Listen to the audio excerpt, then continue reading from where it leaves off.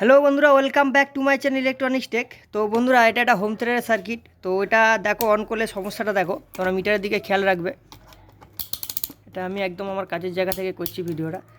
তো খেয়াল করো, এখানে যখন আমরা ভোল্টেজটা চেক করছি, এখানে দেখো পজিটিভ ভোল্টেজটা মিসিং, কিন্তু আমাদের নেগেটিভ ভোল্টেজটা -36 ভোল্ট হয়ে যাচ্ছে। এবার যখন আমি ট্রান্সফরমারের এসি ভোল্টেজটা চেক করব, সেক্ষেত্রে দেখো এসি ভোল্টেজটা কিন্তু সেম রয়েছে আমাদের, একদম যেখানে যাওয়া দরকার।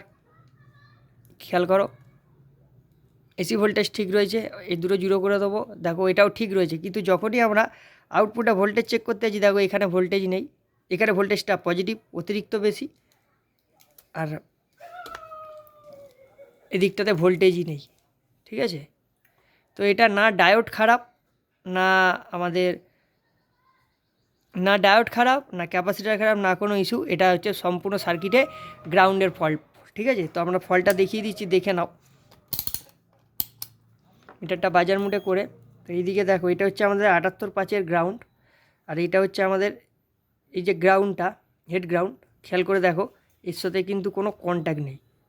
এটা এমন কন্ট্যাক্ট হচ্ছে, তখন গ্রাউন্ডের সাথে এখানে গ্রাউন্ডের কোনো কন্ট্যাক্ট নেই। ঠিক আছে, এখানে কিন্তু ফয়েলও বন্ধুরা কাটা নেই। তারপরে ওই সমস্যাটা হচ্ছে পিছনে একটাই কারণ, এই গোড়াতে সামান্যটুকুনি, একটু জুম করে দেখাতে বলবো বন্ধুরা, এই গোড়াতে একদম সামান্যভাবে ফয়েলটা দেখো কেটে রয়েছে, যার জন্য পুরো সার্কিটে এই জায়গাটা গ্রাউন্ডটা ফল। প্রথম কথা, আমাদের কাটটা তো বেরিয়েই গেছে, প্লাস এরকম ভোল্টেজ ইস্যু হচ্ছিল।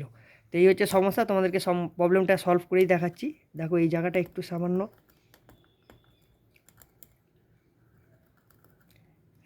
ঘষে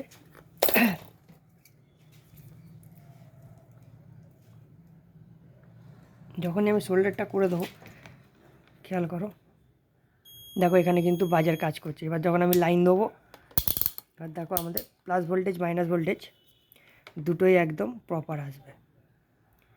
ঠিক আছে বন্ধুরা,